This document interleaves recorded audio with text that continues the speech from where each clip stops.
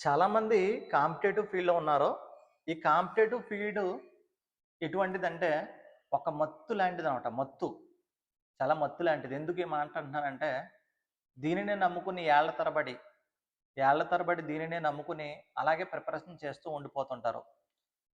జాబులు చూస్తే ఒక 2000, 3000, 5000 లోపు జాబులు మాత్రం వస్తాయి.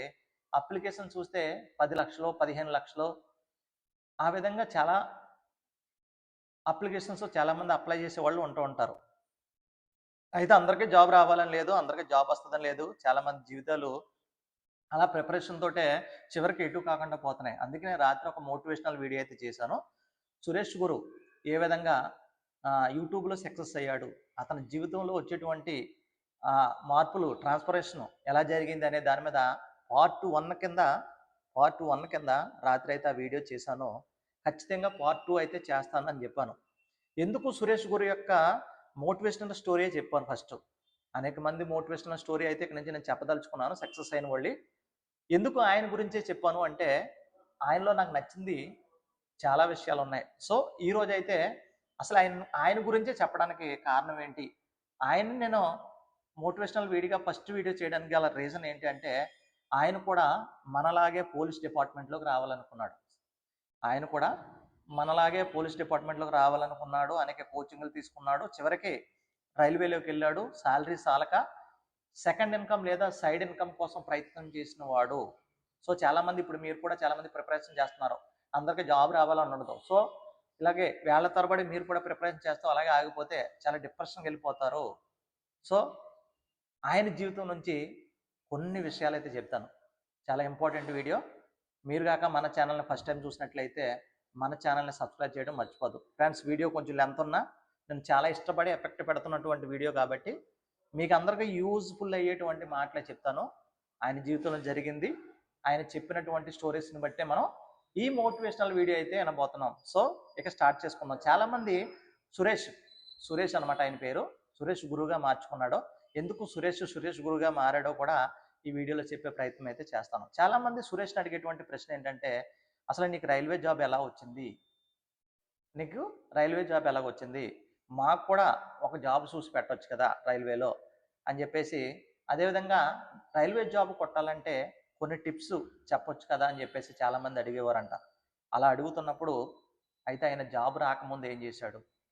ఆ ప్రయత్నాల్లో రైల్వే జాబ్ సాధించాడు అంటే ఎటువంటి కసి పట్టుదలతో అంతకుముందు ఏం చేశాడు అనేటువంటి విషయాలు కూడా మనం చాలా ఇన్స్పైర్ చేస్తూ ఉంటాయి.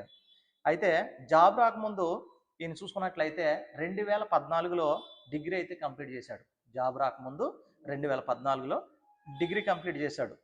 డిగ్రీ కంప్లీట్ చేసి ఎలాగైనా గవర్నమెంట్ జాబ్ కొట్టాలనేటువంటి ఆశతో, అది కూడా పోలీస్ డిపార్ట్మెంట్లో జాబ్ కొట్టాలనేటువంటి ఆశతో ఉండేవాడు. అందులో ఎస్ఐ కొట్టాలని చెప్పేసి, కనీసం కానిస్టేబుల్ వంటి జాబ్ అయినా కొట్టాలని చెప్పేసి ఈయన కసితో కాంపిటేటివ్ ఫీల్డ్కి రావడం జరిగింది. జాబ్ కొట్టాలంటే కోచింగ్ అవసరమని, కోచింగ్ తీసుకోవాలంటే మనీ అవసరమని, ఈ మనీ కోసం ఈయన ఏం చేశాడు అంటే ఒక రెస్టారెంట్లో వెయిటర్గా పనిచేసాడండి.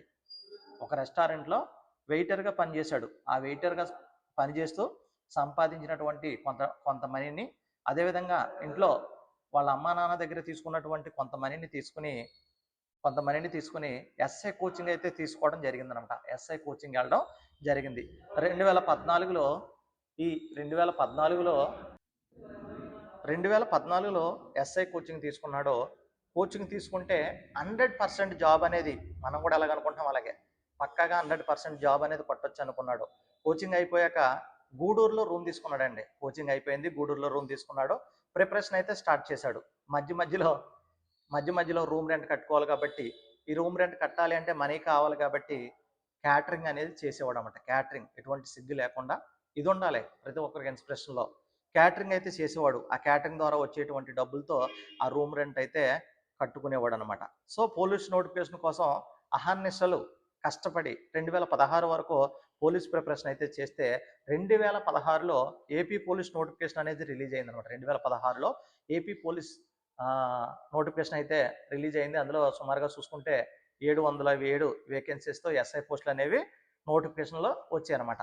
నోటిఫికేషన్స్ రావడం జరిగింది. ఈ నోటిఫికేషన్ వచ్చిన తర్వాత మరలా ఏం చేశాడంటే హైదరాబాద్లో ఎస్ఐ కోచింగ్ వెళ్ళిపోయాడు. హైదరాబాద్లో ఎస్ఐ కోచింగ్ వెళ్ళి అక్కడ జాయిన్ అవి అక్కడే హైదరాబాద్లోనే ఉంటూ రన్నింగ్ ప్రాక్టీస్ చేసుకుంటూ ఎగ్జామ్స్ కూడా ప్రాక్టీస్ చేసుకుంటూ మొత్తం మీద రన్నింగ్ ఎగ్జామ్ అనేది కంప్లీట్ చేసాడనమాట. రన్నింగ్ ఎగ్జామ్ అనేది కంప్లీట్ చేసుకుని కాన్ఫిడెంట్గా ఉద్యోగం వస్తుంది నాకు అని చెప్పేసి అనుకున్నాడంట. కాన్ఫిడెంట్గా ఎట్టి పరిస్థితుల్లో నాకు ఉద్యోగం వస్తుందని చెప్పుకున్నాడు.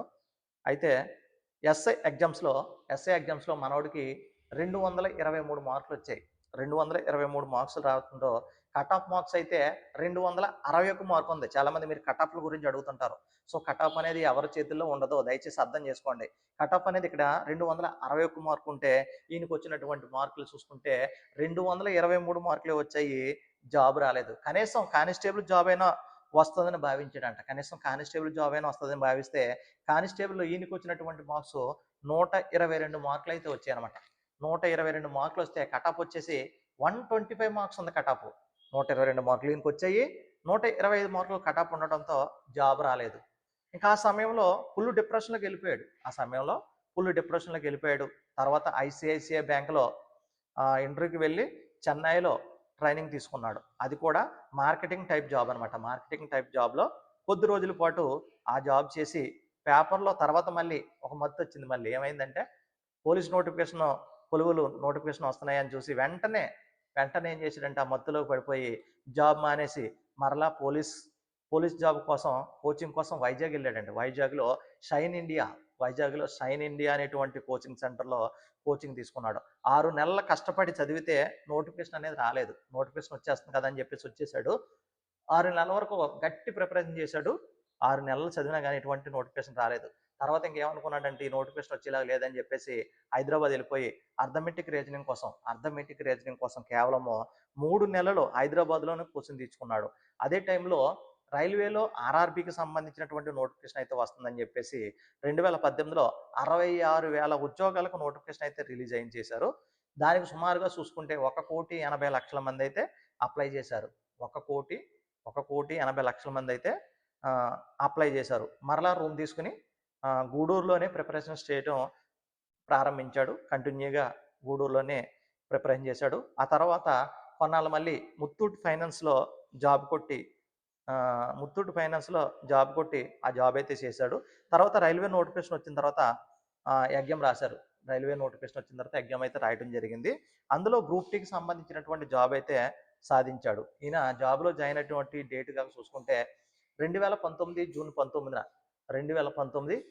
19న ఈ రైల్వే జాబ్లో అయితే జాయిన్ అయితే అయిపోయాడండి. తర్వాత చానాళ్ళు కష్టపడి ఉద్యోగం చేస్తుంటే వచ్చేటువంటి శాలరీ సారిపోక సైడ్ ఇన్కమ్ లేదా రెండవ ఇన్కమ్ సైడ్ ఇన్కమ్ అంటాం, లేకపోతే సపోర్టివ్గా రెండో ఇన్కమ్ అన్నా సాధించాలి అనేటువంటి కసితో ఏం చేశాడంటే యూట్యూబ్లో మొట్టమొదటిగా ఫ్యాక్ట్ ఛానల్ అనేది స్టార్ట్ చేశాడు. దగ్గరగా ఒక 25,000 సబ్స్క్రైబర్స్ అయితే సంపాదించుకున్నాడు. కానీ అనుకున్న గోల్ అయితే రీచ్ కాలేకపోయాడు. సో ఈసారి నేను అనుకున్న గోల్ రీచ్ అవ్వాలంటే సైడ్ ఇన్కమ్ మెయిన్. మనం ఏ పని చేసినా దేనికోసం అండి? మనీ కోసం, డబ్బుల కోసమే కదా. డబ్బులు సంపాదించాలి, బాగా సెటిల్ అయిపోవాలి అని ఆలోచన చేస్తుంటాం. కాబట్టి యూట్యూబ్లో ఈ విధంగా చేస్తే నేను ఎప్పటికీ రీచ్ అవ్వలేను అని ఒక గోల్ పెట్టుకుని యూట్యూబ్ ఐటమ్స్కి సంబంధించి ఒక 80,000 రూపాయలు అయితే ఫస్ట్ పెట్టేసాడండి. 80,000 రూపాయలు పెట్టేశాడు. పోతే 80,000 పోతుంది. లేదా ఒక టార్గెట్ పెట్టుకుని మంచిగా సక్సెస్ అవ్వాలి. సో ఈ ఫ్యాక్ట్ ఛానల్ వల్ల ఎటువంటి ఉపయోగం లేదని చెప్పేసి తన జోనర్ మార్చుకున్నాడు. ఫ్యాక్ట్ నుంచి కామెడీ జోనర్కి మారాడు. కామెడీ జోనర్కి మారిన తర్వాత మనోడు అనుకున్నది సాధించాడు. లక్క కలిసి వచ్చింది. అనుకున్నది పట్టుదలతో చేశాడు. ఈరోజు ఒక వీడియో రిలీజ్ చేస్తే చాలండి, మిలియన్స్. ఈరోజు కానీ ఒక షార్ట్ కాక రిలీజ్ చేశాడంటే మిలియన్స్లో వ్యూస్ వస్తాయి. ఆయన తెలియని వాళ్ళు ఎవరు లేరు. సో ఆ విధంగా దగ్గరగా ఇప్పుడు చూస్తే 1 మిలియన్ సబ్స్క్రైబర్స్ను సాధించడమే కాదు, ఈ సామాజిక కార్యక్రమాల పట్ల, తన సొంత ఊరు పట్ల ఒక ఉద్దేశం, మంచి చేయాలి అనే తపన చూసి ఫస్ట్ ఏం చేశాడంటే ఆ ఏరియాలో ఉన్నటువంటి పోలీసు వారిని పిలిచి ఒక 1000 దాకా హెల్మెట్స్ అయితే పంచాడు అన్నమాట. చాలామందికి హెల్మెట్స్ పంచాడు. ఇది చాలా మంచి కార్యక్రమం. మనం కూడా అటువంటి మోటివేషనల్గా చేయాలి. ఆ తర్వాత ఏం చేయాలంటే మా ఊర్లో అందరికి ఏదో ఒకటి చేయాలని చెప్పేసి 3 లక్షల సబ్స్క్రైబర్స్ వచ్చినప్పుడు ఏం చేశాడంటే ప్రతి ఇంటికి ఒక మొక్కని, అది కూడా జాంకాయ మొక్కల్ని, తైవాన్ జామ్ చెట్లని పంపిణీ చేశాడు. ఆ తర్వాత ఊరిలో ప్లాస్టిక్ బాగా పెరిగిపోతుంది.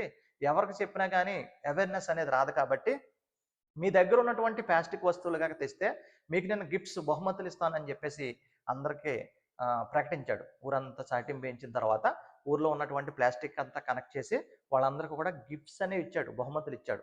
ఆ తర్వాత ఏం చేశాడు అంటే 1 మిలియన్స్ చేరుకున్న తర్వాత ఒక మంచి ప్రోగ్రామ్ రక్తదాన శిబిరం. రక్తం దానం చేయాలని చెప్పేసి రక్తదాన శిబిరం ఏర్పాటు చేసి, ఆ రక్తదాన శిబిరంలో పాల్గొనే వాళ్ళకి గిఫ్ట్స్ కూడా ఇవ్వడం జరిగింది. ఈ రోజుగా అక్కడ చూసుకుంటే ఆయన్ని అనేక ఆహ్, అడ్వర్టైజ్మెంట్‌కి సంబంధించినటువంటి ఏమంటారు అయ్యి? దానికి సంబంధించి ప్రొడక్ట్స్ అవి ఉంటాయి కాబట్టి దానికి ఆయన ప్రచారకర్తగా ప్రచారకర్తగా ఉన్నాడనమాట. దాన్ని ఏమంటారు అది? యాడ్లు అయ్యి చేస్తారు కదా! అది చేస్తూ ఈ రోజున మూవీస్ ఏదైతే ఫిల్మ్ ఇండస్ట్రీ ఉందో, ఫిల్మ్ ఇండస్ట్రీలో సినిమా అవకాశాలు ఆయన వెతుక్కుంటూ ఎళ్ళలేదు. ఆయనను వెతుక్కుంటూ వచ్చాయి. అప్‌కమింగ్‌లో చాలా చాలా మూవీస్‌లో ఆయన నటించబోతున్నాడు. ఈ మధ్య కాలంలో వచ్చినటువంటి మూవీస్‌లో కూడా ఆయన ఉన్నాడు. సో, ఈయన ద్వారా నేను చెప్పేదేంటంటే నన్ను చాలా ఇన్‌స్పైర్ చేశాడు. ఈయన ద్వారా నేను చెప్పేదేంటంటే ఒక గవర్నమెంట్ జాబు అని పట్టుకొని కూర్చుంటే సరిపోదండి. ఒకవేళ మీరు ప్రయత్నించాలి అని అనుకుంటే 1 సంవత్సరం లేదా 2 సంవత్సరాలు ఎక్కువ సమయాలు తీసుకోవద్దు కాంపిటేటివ్‌లో. 1 సంవత్సరం గట్టిగా ప్రిపేర్ అవ్వండి. లేదా 2 సంవత్సరాలు మీరు ప్రిపరేషన్ చేయండి. దానితో పాటు మీకు అవగాహన ఉన్నటువంటి, మీకు గ్రిప్ ఉన్నటువంటి, మీకు ఇంట్రెస్ట్ ఉన్నటువంటి ఏదైనా ఒక సబ్జెక్ట్ మీద ఏదో ఒక పనిని, ఏదో ఒక బిజినెస్‌ని స్టార్ట్ చేయండి. ఓన్లీ కాంపిటేటివ్ మత్తులో పడొద్దు. కాంపిటేటివ్ మత్తులో పడి జీవితాలను నాశనం చేసుకోవద్దు. ఎందుకంటే లక్షలాది మంది యాస్పిరెంట్స్ ఈ కాంపిటేటివ్‌లో పడుతున్నారో అందరికీ జాబ్ రాదండి. ఒకవేళ 3000 పోస్టులు తీశారనుకో, 10,00,000 మంది అప్లై చేశారనుకో, 3,000 మందికి మాత్రమే జాబ్ వస్తది. మిగిలిన వాళ్ళ పరిస్థితి ఏంటి? ఆలోచన చేసుకున్నారా ఏ రోజైనా? సో, ఇప్పుడైనా మోటివేట్ అవ్వండి. ఈయన జాబ్ చేస్తూనే సాలరీ సరిపోలేదని సెకండ్ ఇన్‌కమ్ కోసం ఆలోచించాడే, లేదా సైడ్ ఇన్‌కమ్ కోసం ఆలోచించాడే, మరి ఏ జాబు లేనటువంటి ప్రయత్నాలు చేస్తున్నటువంటి మీరు కూడా ఒక 1 అవర్ అయినా మీకు ఇంట్రెస్ట్ ఉన్నటువంటి ఏదో ఒక టాపిక్ మీద వీడియోలు చేయడానికి ప్రయత్నించండి. మీ కాళ్ళ మీద మీరు నిలబడాలి. సో, నాకు ఉద్యోగం వచ్చినా రాకపోయినా నేనైతే మంచిగా సెటిల్ అయితాను అనేటువంటి కాన్ఫిడెన్స్ అనేది మనకు రావాలి. లేకపోతే డిప్రెషన్ అయిపోతారు. చాలామంది సూసైడ్ చేసుకుంటున్నారు జాబ్ రాక. చాలామంది 1 మార్క్‌లో, 2 మార్క్‌లో, 3 మార్క్‌లో, 4 మార్క్‌లో దగ్గరికొచ్చి ఆగిపోయిన వాళ్ళ పరిస్థితి చూడండి ఒకసారి. మళ్ళీ ప్రిపరేషన్ చేయాలంటే భయపడుతున్నారు. బ్రతకాలంటే భయపడుతున్నారు. ఆశలు లేక నిరాశల్లో కృంగిపోతున్నారు. సో, మీరు అలా ఉండకూడదనే నా ఈ ప్రయత్నం. ఒకవేళ ఈ వీడియోలు రీచ్ అవ్వచ్చు, రీచ్ కాకపోవచ్చు. కానీ చెప్పవలసినటువంటి బాధ్యత నాకుంది కాబట్టి ఆ విధమైనటువంటి మోటివేషన్ నేను చేయాలని ఆశపడుతున్నాను కాబట్టి ఈ వీడియో అయితే మీకు అందించడం జరిగింది. ఫ్రెండ్స్, ఈ వీడియో మీలో మార్పు తీసుకురావాలి. మీలో ప్రయత్నాలు మొదలుపెట్టాలి. సక్సెస్ వైపు అడుగులు వేయాలి. మీరు ట్రావెలింగ్ చేస్తారా? లేకపోతే వేరే వీడియో చేస్తారా? లేకపోతే వేరే బిజినెస్ చేస్తారా? ఏదైనా చేయండి. కానీ సక్సెస్ మాత్రం కావాలి. లైఫ్‌లో సెటిల్ అవ్వాలి. మీ కాళ్ళ మీద మీరు నిలబడాలి. మీ తల్లిదండ్రులు తలెత్తుకునే విధంగా మీరు బతకాలి. తలదించుకుని సొసైటీలో వీడు చదివాడురా, పనికిమాలినోడురా, ఈడిని కన్నానురా అని అలా బాధపడకూడదు. మీ తల్లిదండ్రుల్ని ఆ ఊర్లో ఉన్నటువంటి సొసైటీ అవహేళన చేయకూడదు. సో, ఆ విధంగా మీరు ప్రయత్నాలు చేయండి. ప్రయత్నాలు ఆపొద్దు. అటు కాంపిటేటివ్ ప్రిపేర్ అవుతూనే ఇంకా ఏదైనా ఒక మంచి స్కిల్‌ని డెవలప్ చేసుకున్నట్లయితే ఈరోజు సోషల్ మీడియా ప్లాట్‌ఫామ్ అనేది మీకు సపోర్ట్ ఇస్తుంది. నా తరపున కూడా మీకు ఆల్ ద బెస్ట్ చెప్తున్నాను. ఓకేనా? Thank you. Thank you. Thank you friends. Thank you friends.